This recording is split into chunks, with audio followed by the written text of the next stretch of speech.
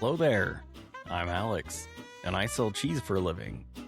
As a cheesemonger and certified cheese professional, I have helped thousands of customers find their favorite cheese. Each episode, I'll share a little bit of what I've learned from behind the counter as we dive into the vast, fascinating world of all things cheese.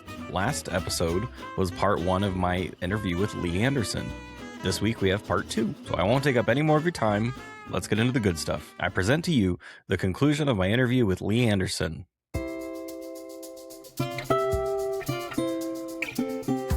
But are there any cheeses that you needed time to develop an appreciation for? Like something you didn't love right away, but you kind of learned to love later on?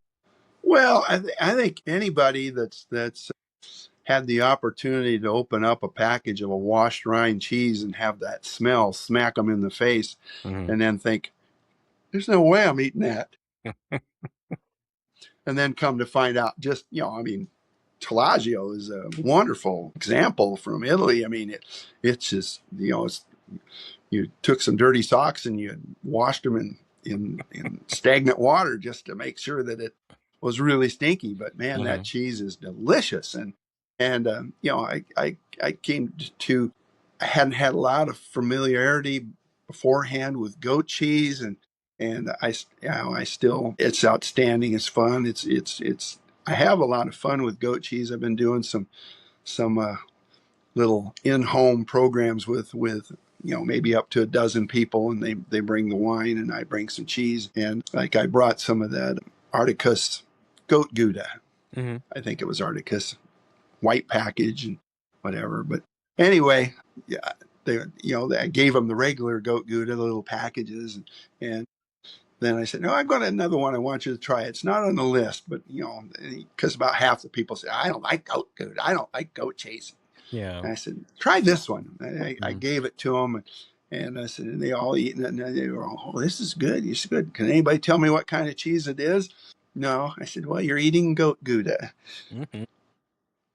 Jaws drop. Of course, maybe it's because they were drinking a lot of wine. I don't know, but it's sometimes it's hard to prove to people that you have a preconception of. I don't think goat cheese is anywhere near as goaty as it used to be when I first started doing it. They've gotten so good with so much of it. So I just don't. I had to learn. It didn't take me long to learn like the Telaggios. I mean, I love Limburger. And everybody says, well, you gotta have Limburger and onions. I said, no, you don't have to do the onions. Well, I guess that kind of leads into another one. Was there any cheese, I mean, I'm assuming there would be, but cheeses that people would love if they would just give it a chance? I think goat cheese comes up a lot when I think of that, but is there any the one that I have the most fight back on is blue cheese for most of the people that they say, I don't like blue cheese. Well, maybe you started out with the wrong one because there's so much different variety. If you started somebody out with that the Gorgonzola Dulce, that creamy, gooey, mild mess that's just absolute pleasure to use, might change their difference. Other than if they got something that really had a big kick to it, I had no problem at all while I was there to I would push the heck out of that Bay Blue from Point Reyes. I mean, I was cutting them. I said, just like let it sit on your tongue and melt like fudge, and get that peppery finish. And I got a few people that would change their mind, or you disguise it, you pair it up with some honey or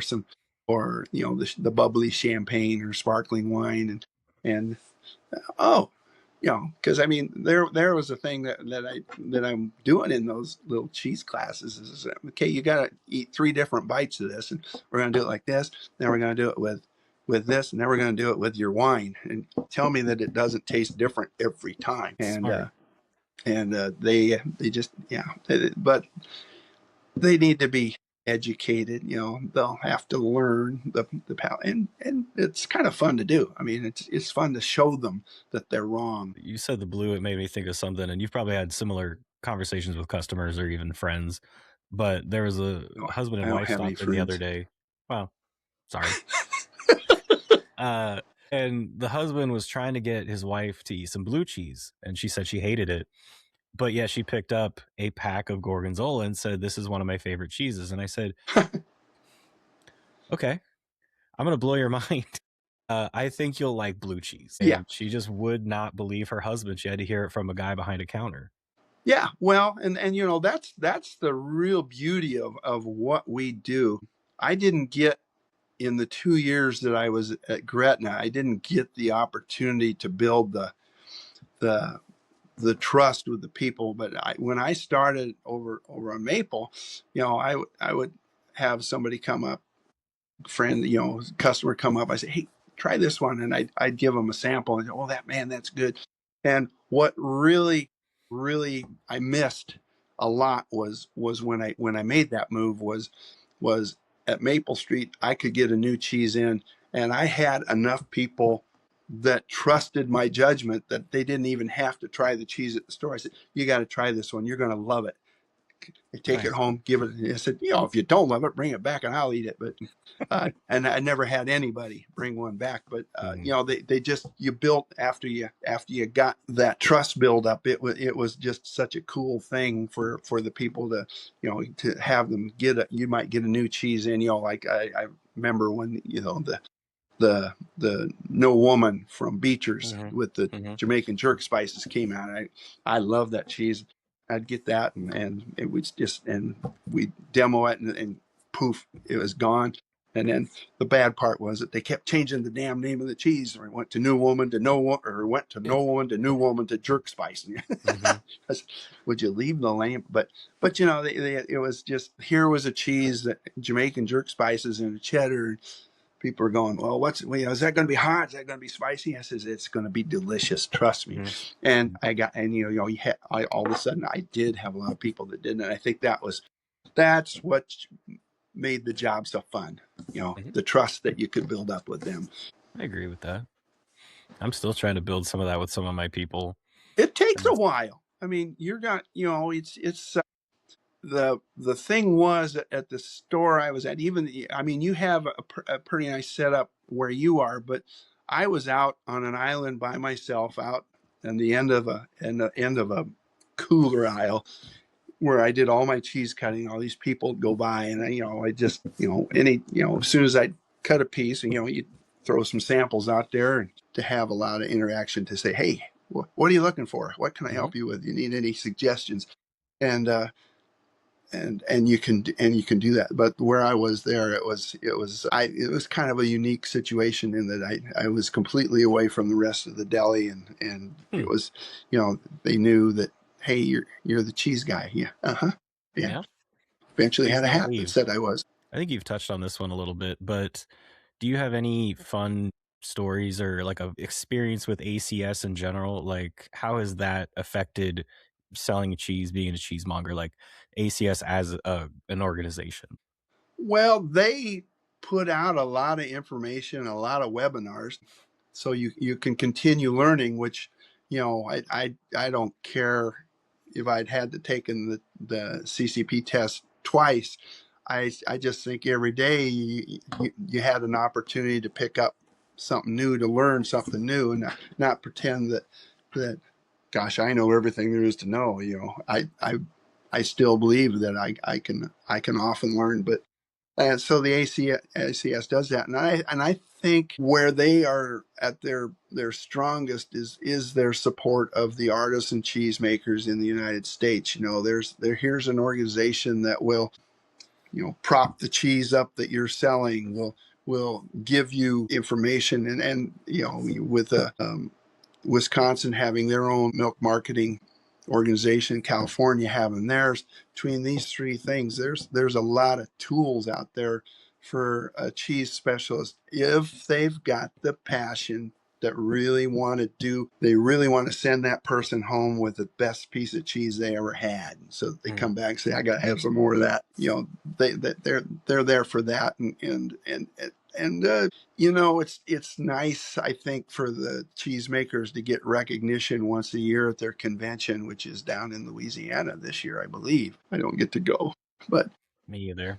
yeah, but you know, they have the, you know, they pass out the awards for all that cheese that we manhandled up in Minnesota, and then again, a lot of people get a chance to with the meet the cheesemakers in the evening where they all are out there sampling their cheese. I mean, you could go home with I don't know some sort of dairy allergy time you were done, but. Yeah, so I think they do a wonderful job. And it's kind of like I said, it's a good learning tool to have them there. I've called and asked questions. They if they don't know the answer, they get me to that person. So, nice. Well, right on.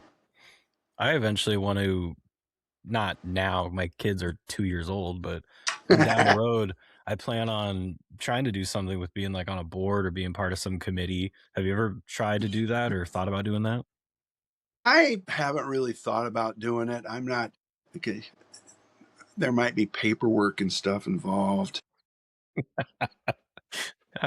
point. I bet there would be paperwork. There are people that I'm a better worker bee than a than an organizer bee. I mean, but yeah, I've been asked, but I didn't. I told them no, I'm not. First off, up until last year, you just don't. If you have a regular job that you don't have a ton of vacation time or something, it's hard to commit to what they do. I think I'm pretty sure there's paid employees for American Cheese Society that once you get into that upper area of people. But yeah, I haven't had a desire to do that particular part of the cheese experience. This one is entirely up to you, but you talked a little bit on the places you were able to go to in Wisconsin. I know you won a trip to France.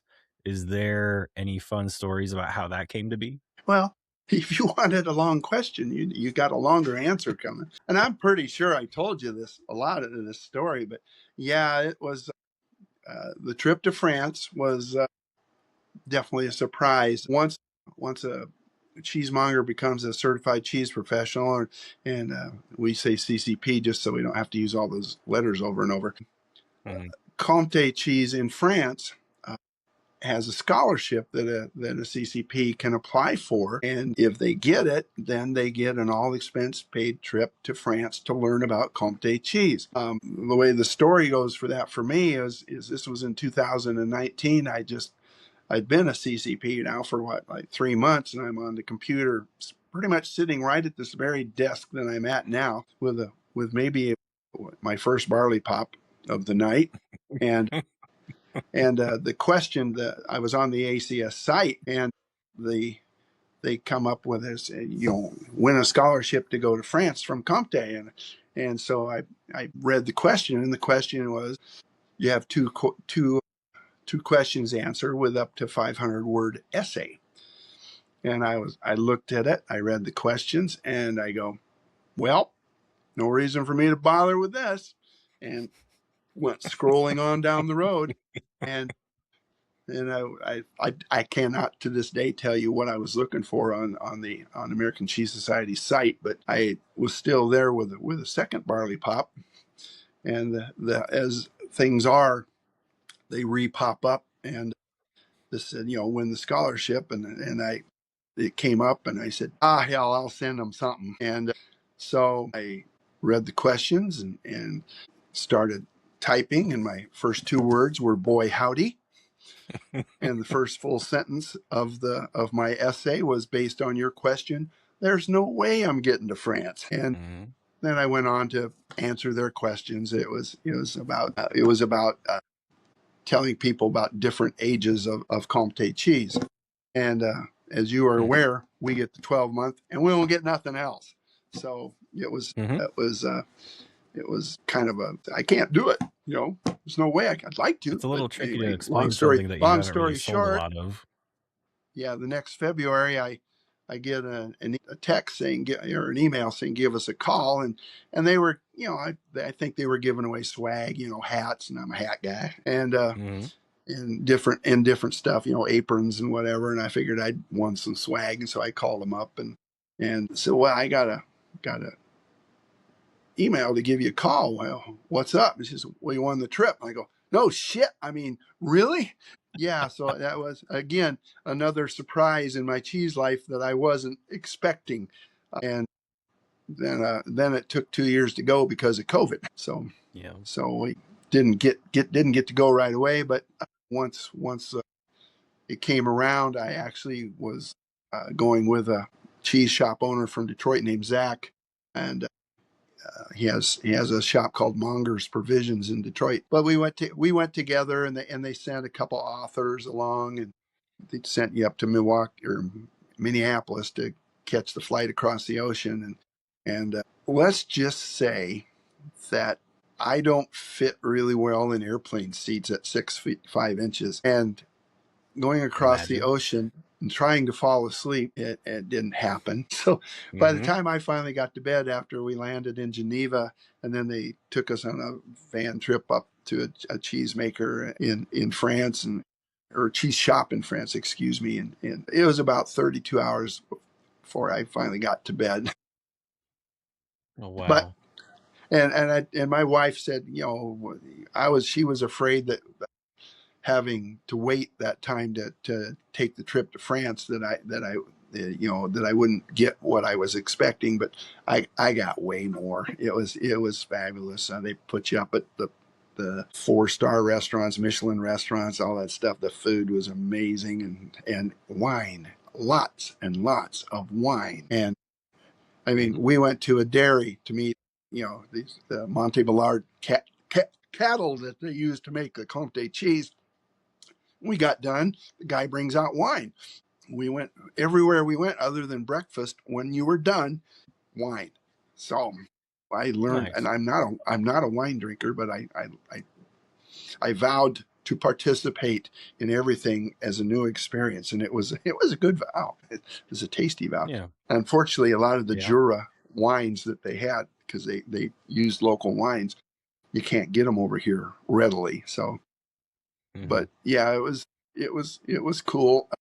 And then probably for the France trip, the thing that I most wanted to do after reading about it was I think it was just towards World War I, the French built a series of forts along the border to protect them from the Hessians at that time. And the really big underground forts. And it appears that once the war started, the Germans, I think it was the Germans, Hessians, they had developed artillery that would burrow into the ground. These forts became somewhat unproductive, but they had a whole series of them along the border. And anyway, the one that we went to was at Fort St. Anton. And what I wanted to see, and even after you've seen it, you just can't take it in, was I was told that in this fort that's been converted into a gigantous cheese cave, and just for the people who are watching this, Comté cheese comes in about an 80-pound wheel,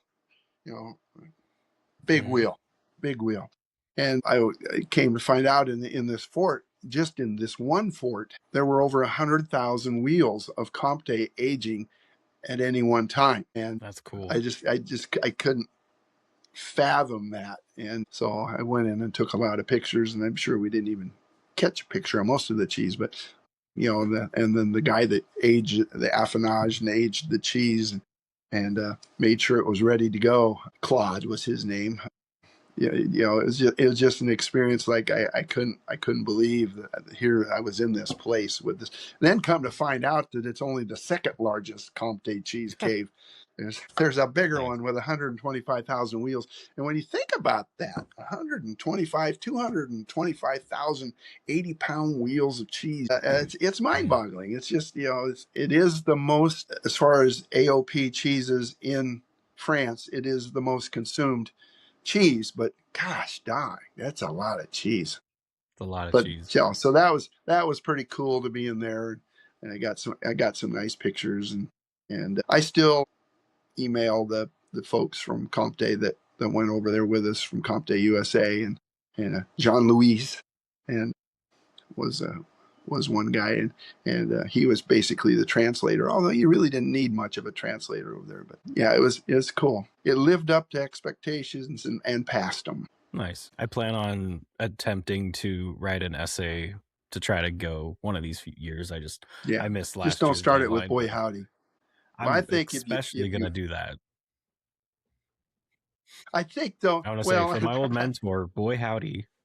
and I got 2 years ago, I got to talk to one of they had three judges that judged the essays, and she was a judge up in Minnesota at the cheese thing. And I went up and thanked her, and she said, I remember yours.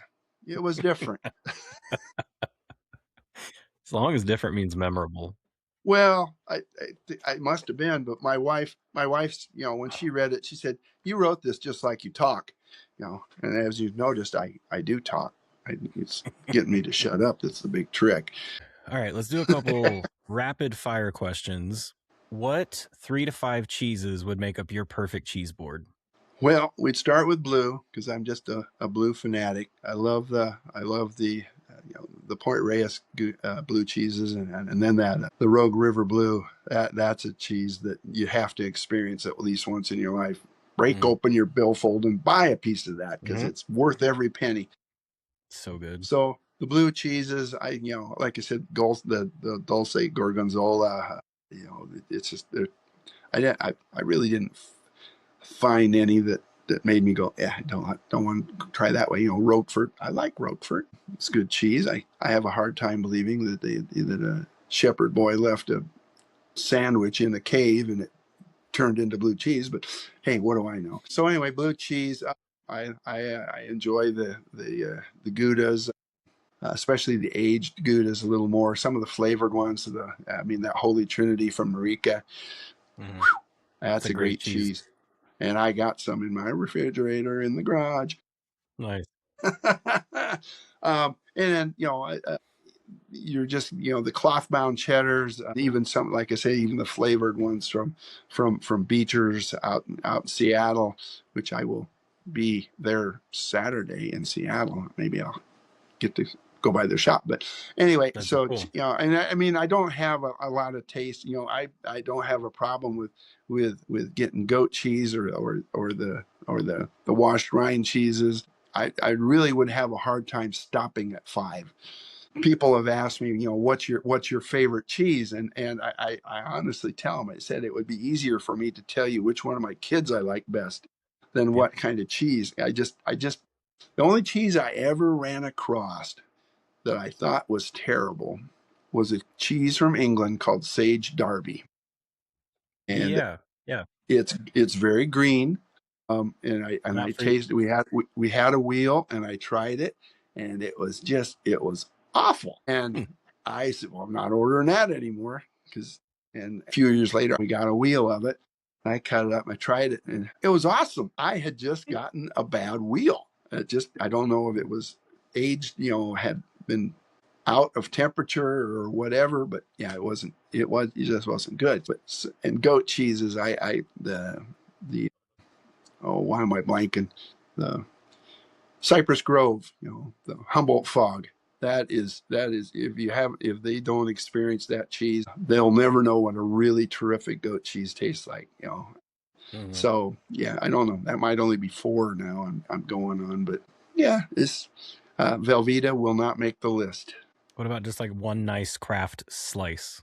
I use it on my hamburgers if I don't have something in the fridge that I can slice. I mean, I'm not that much of a cheese snob that I will not eat a Kraft single. I grew up on Velveeta mac and cheese from my mom, so I don't have uh, any regrets if I see Velveeta coming into my refrigerator. But it's my kids used to, after I started becoming the cheese specialist, the one thing that I did hear from my kids, and you can ask Garrett, same thing. He says, Dad, can't you bring home any Kraft? I said, no. Good. There's better stuff. I couldn't do it. Yes, but so that. But yeah, it's just there's too many yummy ones for me to say that I wouldn't give them a shot. I mean, like I said, Tellagio, I love that stuff, and the Camemberts, and yeah, it just there is. Well, you want another cheese story? My first time I started to eat brie was one of those round packages that you get, and I opened it up, and I was cutting the bloom off for those that aren't cheese centric. The bloom is that white rind on it. Yeah. And I was cutting it off because I thought it wasn't supposed to be there. And because it's mold, you know. Yeah. And anyway, I had a little old lady working for me, and she said, "What the hell are you doing? You leave that on there. If you're going to be a Breet and Brie, you're going to leave that on there." And I said, "Okay." Well, I still didn't think the flavor was all that great. And I took a wheel home once, and I took some lemon curd and vanilla wafers.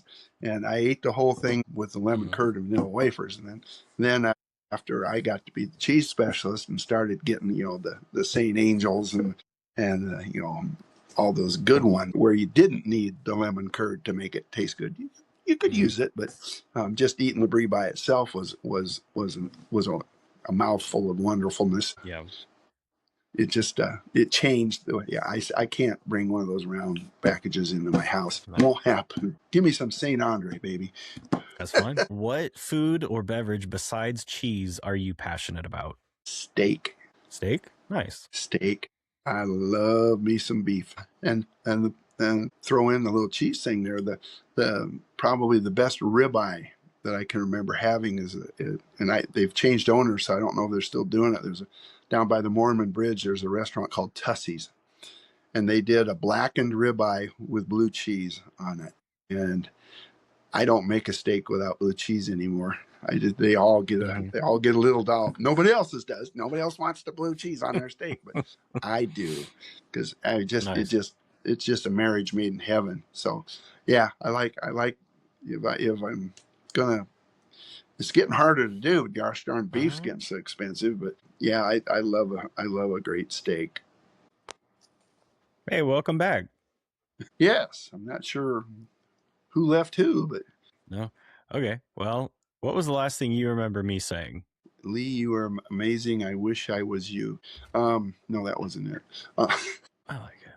Let me just say, to wrap up, thanks for joining us today, and I'll always enjoy chatting with you. Even if it only happens like once a year. It's like I told tons of people, you can get me started talking about cheese. It's getting me to shut up. That's the big challenge. It's just, like I said, it's a passion, and I don't think I've lost it. But you know, I drive past a truck here in Calhoun. I think, man, I could convert that to a cheese truck and drive around town and sell cheese. But I don't want to work that hard anymore. No. Being retired is nice. Well,